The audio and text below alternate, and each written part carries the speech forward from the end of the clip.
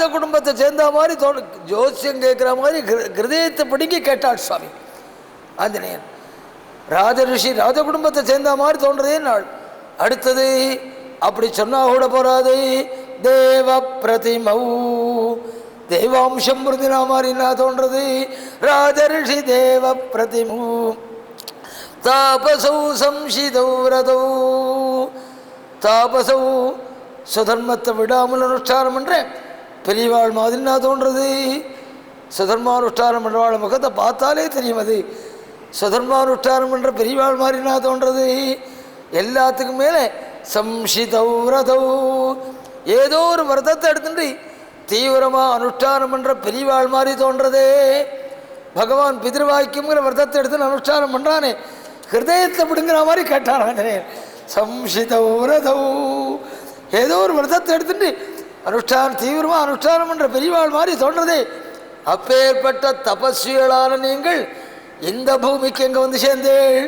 இது சௌச்சம் பண்ணாத பூமி, இது இங்கே எங்கே வந்து சேர்ந்தேள்?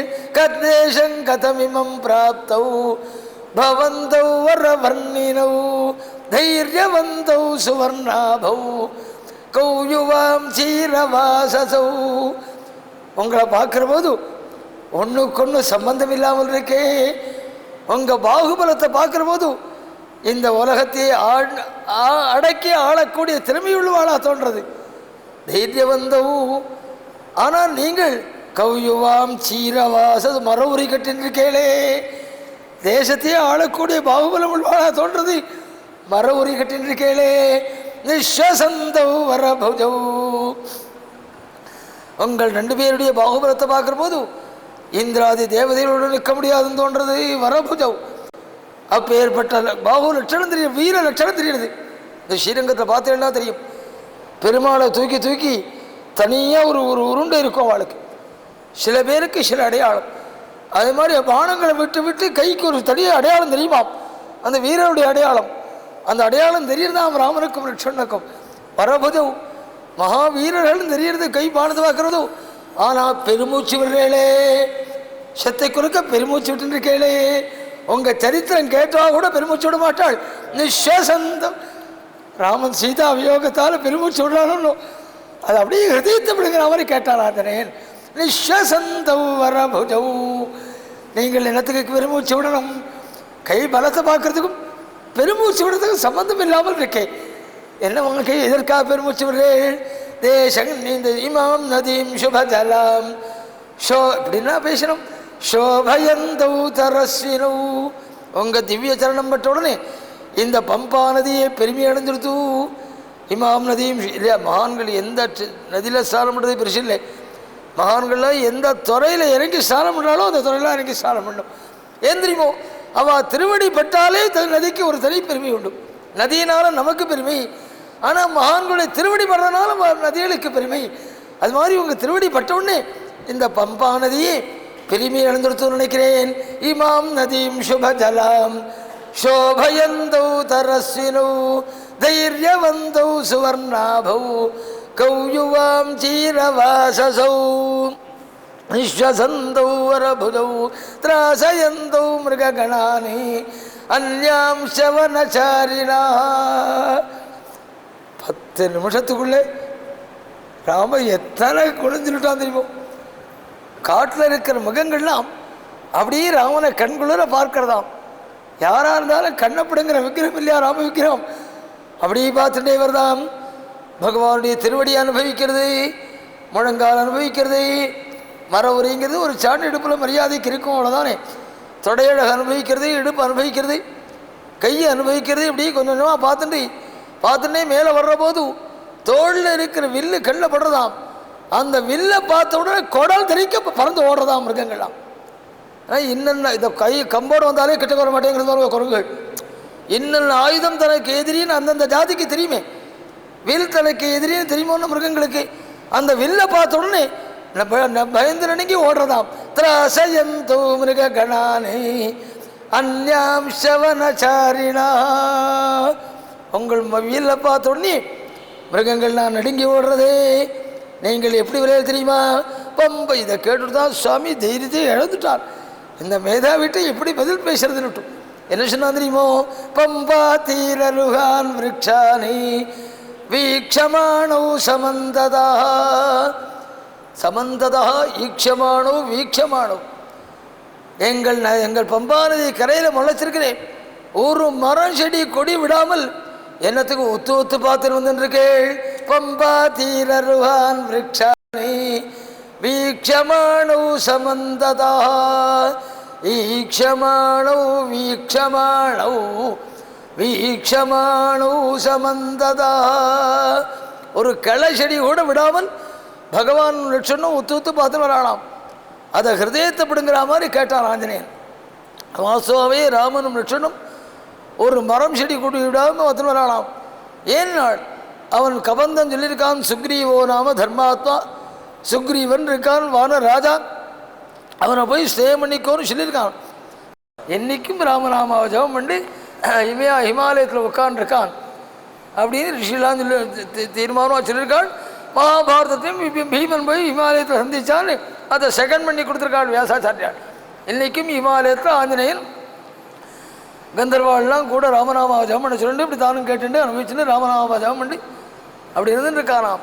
அந்த ஆஞ்சநேயன் 2 தோழியும் ராமனையும் லட்சுமணன் எடுத்துட்டு அங்கேருந்து சுக்ரீவன் இருக்கிற பகுதிக்கு வந்தாள். ராஜாக்கள் சந்திக்கிறதுக்குன்னு ஒரு இடம் இருக்குமே, அந்த இடத்துல இறக்கி விட்டுட்டாள். சுக்ரீவன் நடுங்கி போயிட்டான். போன ஆஞ்சநேயன் திரும்பி வரத்துக்கு இவ்வளோ நாள் யாருது, ஏதோ பெரிய தகராறு போல இருக்கிற உள்ளே போய் கதவை சாத்தி விட்டானான். அதுக்கப்புறம் ஆஞ்சநேயன் போய் கதவை அடித்து, மகான்கள் பெரியவாள் வந்திருக்காள், அவள் திருவடியை போய் நீ முதல்ல பிடிச்சிக்கோ அப்படிலாம் சொல்லி அனுப்பிச்சி வச்சாள். சரின்னு இங்கேருந்து சுக்ரீவன் கிளம்பி வந்தான். அதெல்லாம் சொல்லி கொடுத்த பேச்சு எவ்வளோ நாள் நிற்கும் இல்லையா? இயற்கையாக மனசில் படிஞ்சதுன்னா அந்த வார்த்தை வரும். சொல்லி கொடுத்தா அந்த வார்த்தை நிற்குவான்னு அங்கேருந்து ராமன் கிட்ட என்ன சொன்னான்? ரோச்சதே யதி வா சக்கியம் பாகுரேஷ பிரசாரிதா. உனக்கு என்னோட சேமணிக்கு இஷ்டம் இருக்குமே யாகில் இதோ கையை நீட்டினேன் அப்படின்னு கையை நீட்டினானாம் சுக்ரீவன். ராமனுக்கு ஒன்றுமே புரியலை, என்ன பண்ணுறதுன்னு. ஆஞ்சநேயன் சொன்னான் கையை பிடிச்சு குலுக்கணும், இது இந்த ஊர் ஆச்சாரம் சொன்னான். இந்த குலுக்கிறது இருக்கு பாருங்கோ, அது வானரங்களுடைய ஆச்சாரம். இப்போ செகண்ட் குலுக்குறதுன்னு ஏதோ சொல்லலை, யோதனுடைய பாருங்க மரத்துக்கு இலையை பிடிச்சி இது குலுக்கும். ஏ தீவார் ரோஜ் அந்த அங்கே கிஷ்கிந்தா பட்டணத்துலேருந்து இங்கிலாந்து போய் இங்கிலாந்து மறுபடியும் இங்கேயே வந்துருச்சது. ஏ தீவார் ரோஜதே சைக்கியம் பாகுரேஷ பிரசாரிதா. அது எந்த அளவுக்கு புத்தியில் ஏறிடுமோ. சில பேர் எங்கிட்ட பேச கை கொடுப்பாள், யார்கிட்ட என்ன பண்ணுறவங்க தெரியாத அளவுக்கு நம்ம புத்தியை மழுக்கும்படியாக பண்ணியிருக்க அந்த கலாச்சாரம். எதிவார் ரோஜதே சைக்கியம் பாகுரேஷ பிரசாரிதா. ஆஞ்சநேயன் சொன்னால் இந்த ஒரு ஆச்சாரம் கையை பிடிச்சி குலுக்கணும்னு ஆஞ்சநேயன் தலையில் அடிச்சுனான். பேசுகிறத பற்றி இத்தனை அடி பேசியிருக்கான் ராவன், அவன்கிட்ட போய் இப்படி பழகிறானேன்னுட்டு இந்த சேகம் நிரந்தரமாக இருக்கணும்னு தோணுது. அதனால் ஆஞ்சநேயன் அக்னியை மூட்டினான், இந்த சேகம் அக்னி சாட்சிகமாக இருக்கட்டும் அப்படின்னுட்டு. சரின்னு அக்னியை பிடிச்சிட்டு 2 பேரும் பிரதட்சம் பண்ணிட்டு சுக்ரீவன் என்ன பண்ணான், ராமனுக்கு ஒரு தேக்கங்களையை முறிச்சு போட்டு உட்கார முடியாது பண்ணிட்டும் தானும் இன்னொரு கலையில் உட்காந்துட்டான். லட்சம் பாகவதோத்தமனான் லட்சம் நிற்கிறான், சுக்ரீவன் கால் மேலே கால் போட்டு உட்காந்துட்டான். ராமனுடைய கடக்கன் இப்படி செவக்க ஆரம்பிச்சது. ஆஞ்சநேயன் பார்த்தான், ராமன் கொஞ்சம் கோபத்தை அடைகிறான்னு தெரிஞ்ச உடனே என்ன பண்ணான், ஷாகம் சந்தன விருக்ஷஸ்ய ததௌ பரம புஷ்பிதாம். கம்முன்னு பூத்த ஒரு சந்தன மரத்தை களையை கொண்டு வந்து முறிச்சு போட்டு லட்சுமணா உட்காருன்னு ஆளாம். அப்பயே புரிஞ்சுட்டான் ஆஞ்சநேயன் ராமன், இந்த கோஷ்டிக்குள்ளே நம்ம பக்கத்தில் வச்சுக்க வேண்டியது ஆஞ்சநேயனை தான், மீதி ஒன்றும் பிரயோஜனம் இல்லை அப்படின்னு அப்பயே புரிஞ்சுனாலாம். போராதுக்கு சுக்ரீவன் என்ன பண்ணான் தெரியுமோ, ராமனை பார்த்து பேச ஆரம்பித்தான். ராமான் நாள் நீ இப்படி ஒரு சேகம் கிடச்சிதே, நாம் 2 பேரும் ஒரே மாதிரி சமானமான குணமுள்ளவாள் தகுதி உள்ளவாள். நான் ராமனுக்கு தூக்கியாரி போட்டது, இது இடது வெள்ளது தெரியாத ஜாதி, நம்ம சமானமானவன் சொல்கிறானேன்ட்டு. அதுக்கு காரணம் வேறு சொல்கிறானவன். என்ன சொன்னான் தெரியுமோ, எனக்கும் ராஜ்யம் போயிடுத்து உனக்கும் ராஜ்யம் போயிடுத்து, எனக்கும் பிராதா தான் ராஜ்யத்தை வேண்டாம் உனக்கும் பிராதா தான் ராஜ்யத்தை வேண்டாம், எனக்கும் பத்னி இல்லை உனக்கும் பத்னி இல்லை, நானும் கடைசா தேவரையில் முடிச்சு பண்ணிட்டுருக்கேன் நீனும் கடைசா தேவரையில் முடிச்சு பண்ணிட்டுருக்கேன். சுவாமி தலையில் அடிச்சுட்டாள். இப்படி ஒரு வைத்தியத்தோடு சுக்ரீவரை சேவம் பண்ணிவிட்டு சுவாமி பல இடத்துல திளறி இருக்கான். எல்லாத்தையும் இந்த சேகத்தை ஏற்படுத்திட்டோமேன்னு ராமனுக்கே ஆசீர்வாதம் தான். ஒரு கவிஷனான் ஹேம்னேதோ நதாஹேன சோஷேண கஷணேனவா. தங்கம் போய் இந்த சொர்ணம் இருக்க உயர்ந்த உருக்கிற பொண்ணுருக்கிற தங்கம் அது பிரம்மதேவன்கிட்ட போய் ஒரு முறையிட்டு தான், எனக்கு பெரிய வருத்தம் என்ன தெரியுமா, நான் இப்படி படைச்சுட்டேளே அப்படின்னு தான். என்ன வருத்தம்னு கேட்டான் பிரம்மதேவன். உன்னை நெருப்பில் போட்டு காய்ச்சலாளே அதுவான் நாள். இல்லை, காய்ச்ச எனக்கு பெருமை அதிகம், அதனால் அது கோரட்டும் இல்லை நாள். அல்லது உன்னை இதில் வச்சு ரொம்ப ராவரானே நகை பண்ணுறேன்னு, அதனாலேயான் நாள். நகையாக விட்டால் நான் பப்ளிக்லேயே பிரகாசிக்கிறேன், அதனால இல்லை அப்படின்னு தான். வாஷ் பண்ணுறேன்னு பல கெமிக்கலை வச்சுட்டு துடைக்கிறானே, அதனாலேயான் நாள். அதனாலே இல்லை, அது ஆகவிட்டால் நான் பிரகாசிக்கிறேன், அதனாலேயும் இல்லை. இதெல்லாம் எதுவுமே எனக்கு வருத்தம் இல்லை. எனக்கு என்ன தெரியுமா வருத்தம், ஏததேவ மஹத்துக்கம் எத் குஞ்சா சமதோலனம். என்ன திராட்சை மதிப்பு போடுற போது எனக்கு சமானமாய் இன்னொரு தட்டில் இந்த தரித்திர குந்துமணி வந்து உட்காந்து எனக்கு இவ்வளவு பணம் கொடுக்கலாம் அப்படின்னு எனக்கு மதிப்பு போடுறதுக்கு இந்த குந்துமணி வந்து உட்கார்றது, இதான் என்னால் மதிப்பு பொறுத்துக்க முடியாது. இல்லை, 100 கொடுத்தா தங்கம் தவிடு கூட வாங்க முடியாத நாள். இன்னும் 10 ரூபா கொடுத்தா கொறுத்தி இத்தனை குந்துமணி கொடுத்துருவாள். அந்த குந்துமணி இதுக்கு சமானமாக திராட்சையில் உட்கார்றதோடு மட்டும் இல்லை, இதுக்கு இவ்வளோ பணம் கொடுக்கலாம்னு அது மதிப்பு போட்டு சொல்கிறதாம். ஏதோ தேவ மகத்துக்கம் எத் குஞ்சா சமதோலனம். அது மாதிரி சுக்ரீவன் உட்காந்து நீ நானும் சமானம்ங்கிறானாம். 2 பேரையும் எக்ரிமெண்ட் பண்ணிண்டாள். வாலியை வதம் பண்ணி கிஷ்கிந்தா ராஜ்யத்தை சுக்ரீவனுக்கு பட்டாபடியை பண்ணி வைக்கணும். சீதையை தேடி கொடுக்குற விஷயத்தில் பரிபூர்ணமாக சகாயம் பண்ணணும். சுக்ரீவனும் ஒருத்தருக்கு எக்ரிமெண்ட் ஆச்சு. சுக்ரீவன் சொன்னான், ராமான்னாள் வாலின்னா சாதாரண பேர்வழி இல்லை, நான் சில பரீட்சையெல்லாம் வைப்பேன், நீ அதெல்லாம் ஜெயிச்சாதான் வாலியை வதம் பண்ணக்கூடிய பலம் உனக்கு உண்டு அப்படின்னு தீர்மானம் பண்ணுவேன். நாள் என்னென்ன பண்ணும் சொல்லுன்னு நாள் துந்துபின்னு ஒரு ராட்சருடைய சரீரத்தை காண்பிச்சாள். ரொம்ப நாள் முன்னாடி அந்த சரீரம் இங்கே வந்து விழுந்தது, அது இன்னும் அப்படியே இருக்கு, யாராலையும் பரட்ட முடியல.